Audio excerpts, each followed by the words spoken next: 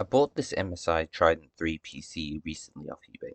It's another console-like PC, like the Alienware Alpha I looked at recently. This one is approximately 3 times the size and it's shaped more like the PS5, though not quite as fancy with its designs. The specs in the listing's description were an i5-9400F, 8GB of RAM, 256GB SSD, a 1TB hard drive, and an AMD Radeon HD 7700. Now, looking up the HD 7700 gives an entire family of graphics cards. I wasn't sure what I was getting, but for $300 plus $20 post, I decided to go for it. It isn't a bad looking unit in my opinion, very compact. Unfortunately, one of the rubber feet of the stand is missing. I did contact the seller, he said it wasn't missing when he sent it, but I checked the box and packaging several times and couldn't find it. It's not the end of the world, I just need to put something else there just to prop it up, otherwise it will feel a bit rickety. It can also be placed horizontally. For the front I/O, we got headphone and microphone jacks, a USB-C port, 2 USB 3 ports, and a VR HDMI port. The rear has more audio jacks, Ethernet, another USB 3 port, 4 USB 2s, HDMI for integrated graphics, which this unit doesn't have, power in, and a VR link HDMI. The graphics card has DVI-I, DVI-D, HDMI, and DisplayPort.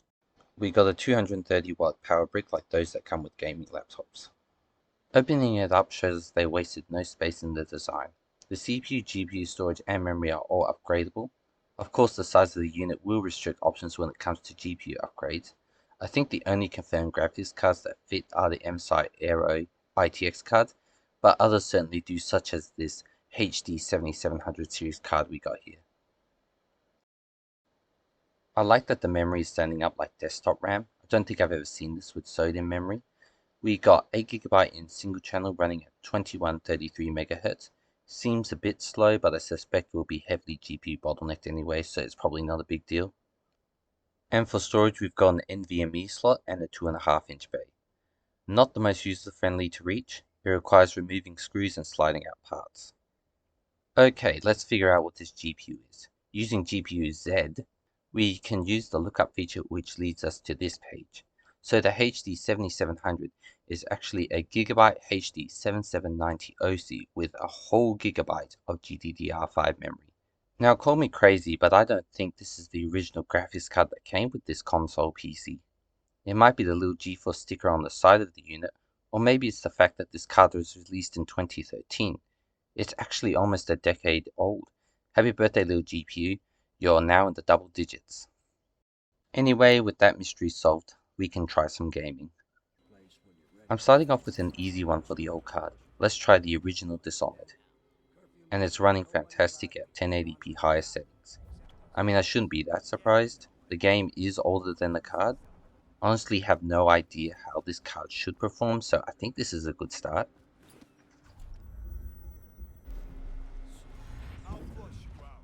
Oh well, that blink launched me into the water. Next up is Tomb Raider 2013. It's been a while. I'm not sure the menu should look like this, but it doesn't seem to be an issue once the game has started. I set it to 1080p on ultra graphics with motion blur and depth of field disabled. My eyes have these features inbuilt, so I don't need the game to replicate it. Result figures are from the benchmark accessible from the game's menu. There is a higher setting preset, but it greatly impacts frame rate, so it's not worth going above the current settings. I could lower settings a notch to get above 60, but I think it's fine. We're now playing Bioshock Infinite. For some reason there's this 2K launcher and this 2K account garbage in the game now.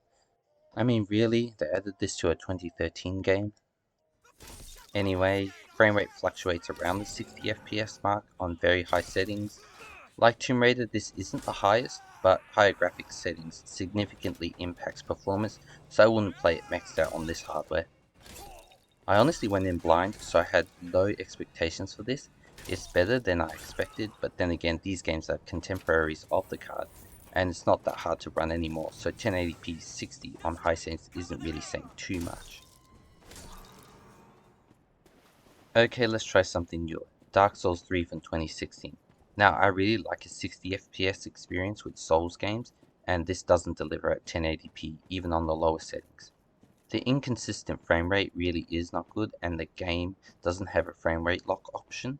I could use an external software like River Tuner, but it's not ideal having to start supplementary software to fix the game, and it does introduce some input latency too.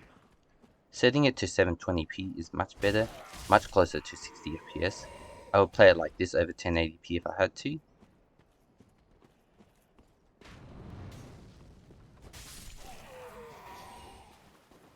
That's the tutorial boss. I'm not brave enough to try and fight him with a keyboard and mouse, so let's go on to the next game. We're back with Lara Croft in the 2018 release Shadow of the Tomb Raider. I set it to the lowest and the game's visual quality has really tanked. The game looks worse than the 2013 game, and we're only getting a bit over half the frame rate.